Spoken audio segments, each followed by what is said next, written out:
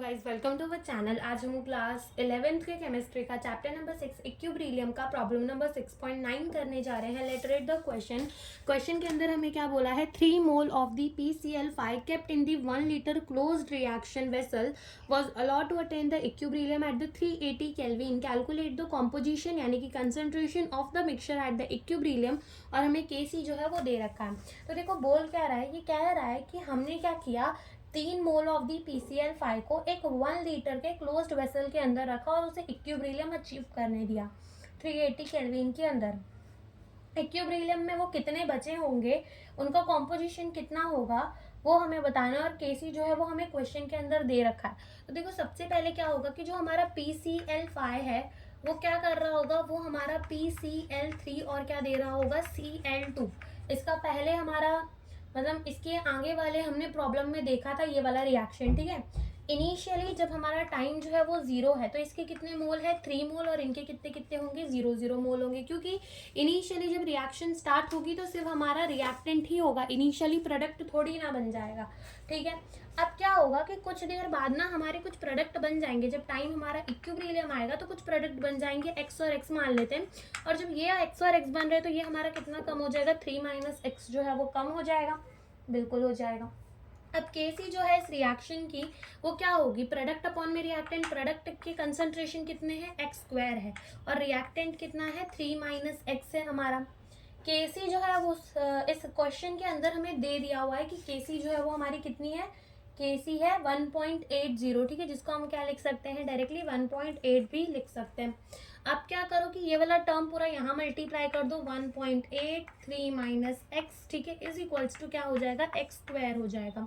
तो जब 1.8 को मल्टीप्लाई करेंगे 3 के साथ तो जो हमारा आंसर है वो कितना आएगा, 5.4 आएगा। कितना आएगा, 5.4, और माइनस कितना हो जाएगा, 1.8x हो जाएगा, which is equals to the x² हो जाएगा, ठीक है। अब यहाँ से हम इसको ऐसे भी तो लिख सकते हैं, x² plus 1.8x minus 5.4 is equals to क्या हो जाएगा, 0 हो जाएगा, ठीक है। यहाँ से हमारा ये रिएक्शन हमने ये जो इक्वेशन है वो हमने थोड़े अच्छे से लिख ली। अब क्या होगा कि हमें a पता चल गया कि यहाँ कुछ नहीं है तो a होगा 1, b क्या है हमारा 1.8, और c क्या है हमारा 5.4 है, ठीक है, c क्या है 5.4। अब अगर मुझे x निकालना है तो मैं क्या करूँ, इक्वेशन लगा दूँ, कौन सी, -b plus minus under root में b का स्क्वायर माइनस 4ac अपॉन में क्या लगा दूँ, 2a। तो -b यानी कि -1.8 प्लस माइनस अंडर रूट में b का स्क्वायर यानी कि 1.8 का क्या हो जाएगा, स्क्वायर माइनस 4 इंटू a क्या है 1 इंटू c क्या है हमारा 5.4, कैसा है, -5.4 है, ठीक है, डिवाइडेड बाय 2a, और a अगेन क्या है हमारा 1, तो ये तो 2 ही रहेगा।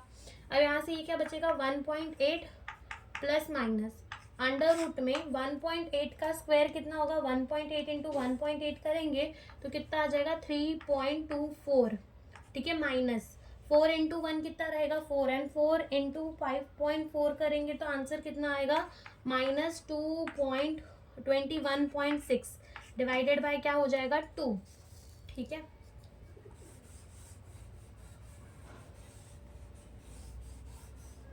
अब यहाँ से हमारा ये माइनस माइनस क्या हो जाएगा, प्लस। देखो ऊपर क्या बचेगा, 1.8 बचेगा प्लस माइनस अंडर रूट में माइनस माइनस क्या हो जाएगा, प्लस हो जाएगा, यानी कि 3.24 को प्लस कर देंगे 21.6 के साथ तो जो आंसर है वो कितना हो जाएगा, 24.84, एंड डिवाइडेड बाय क्या रहेगा हमारा 2, ठीक है, डिवाइडेड बाय क्या रहेगा 2, ओके। तो अब यहाँ से हमारा ये रूट से निकालेंगे 24.84 को, तो आंसर कितना आएगा, -1.8 प्लस माइनस 4.98 डिवाइडेड बाय क्या हो जाएगा 2, ठीक है, 4.98 डिवाइडेड बाय हो जाएगा 2।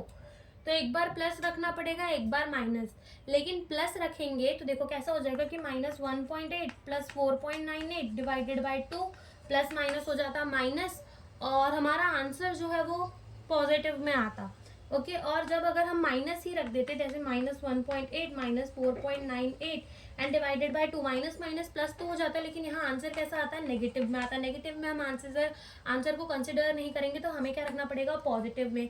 अब देखो प्लस माइनस क्या हो जाएगा, माइनस तो 1.8 माइनस कितना हो जाएगा 4.98, तो ये हो जाएगा -3.18 और माइनस माइनस हो जाएगा प्लस, तो ये हो जाएगा 3.18। ठीक है, तो ये ऊपर का क्या आ जाएगा 3.18 डिवाइडेड बाय कर देंगे 2, तो हमारा x की वैल्यू आ गई कितनी आ गई 1.59 आ गई। ठीक है, अब हमें इक्विलिब्रियम के अंदर इनके कंसंट्रेशन बताने को बोले थे। तो इक्विलिब्रियम के अंदर जो हमारा PCl5 है, कंसंट्रेशन ऑफ द PCl5 वो कितना है 3 - x है। x कितना आया हमारा 1.59 आया।